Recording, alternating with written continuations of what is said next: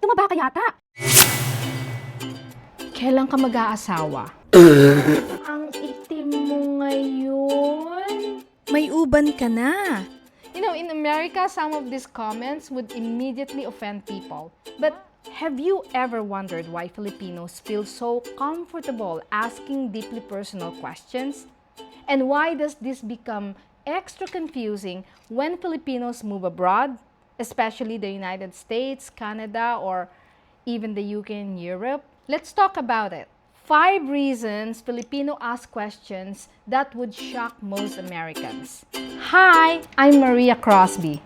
You know you're Filipino when someone sees you after 5 years and the first thing that they say is, "Nako, tumaba ka yata." And this happens even before they greet, "Hello, how are you?" or "I missed you."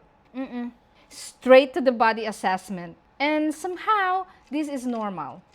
Then 5 minutes later, they ask again, "Kailan ka mag-aasawa?" Or, "Magkano sweldo mo?"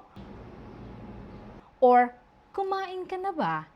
So for many Filipinos, these questions are everywhere. Family reunions, church gatherings, barangay gossip, even random titas at seafood cities. Reason number 1, survival culture created closeness. The first reason is historical. Filipino culture was built around survival through community. Because for centuries in the Philippines, life wasn't built around individualism. It was built around community. When they are dealing with typhoon, economic hardships, and shared struggles, it meant that the only safety net you had was the person living next to you, which is your kapitbahay or your extended family. So in that sense, privacy historically was a luxury that nobody could afford because connection was the literal currency of survival. And this is why the phrase, "Kumain ka na ba?" carries so much weight. And technically, it sounds like an inquiry into your digestive schedule.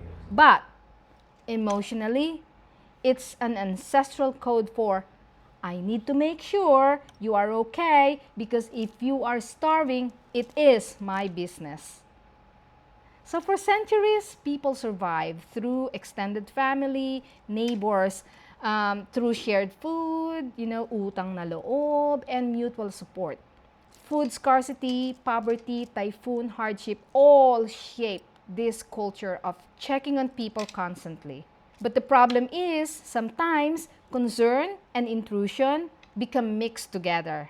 Now, reason number 2, family is seen as everyone's business. In many Western countries, adulthood means independence. But in Filipino culture, adulthood often still means family accountability. Your decision affects the whole clan.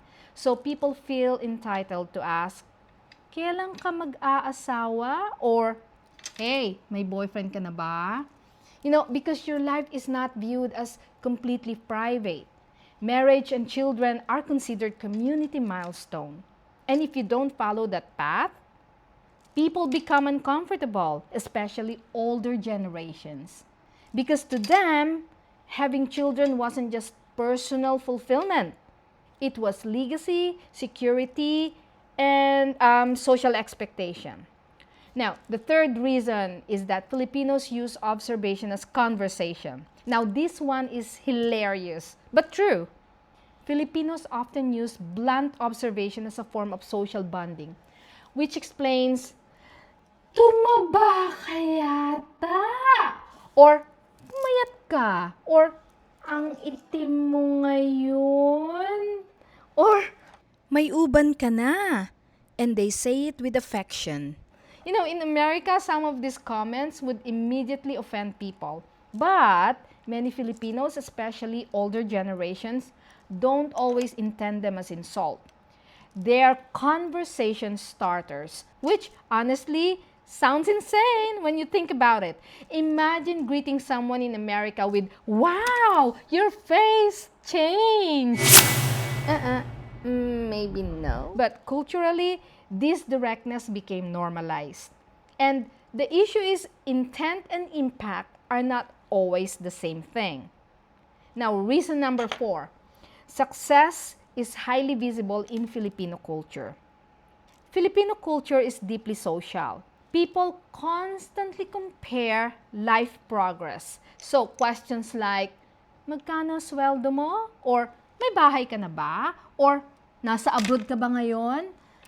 They become ways of measuring success, especially because so many Filipinos struggle economically and money is emotional. One OFW salary can support an entire extended family. So, income becomes public discussion. But when Filipinos move abroad, especially to the United States or Canada, this becomes culturally shocking because Americans tend to see salary, age, weight, relationship, status, and reproductive choices private. So Filipinos abroad sometimes accidentally offend people without realizing it. Meanwhile, Filipino thinks, nagtatanong lang naman ako ah.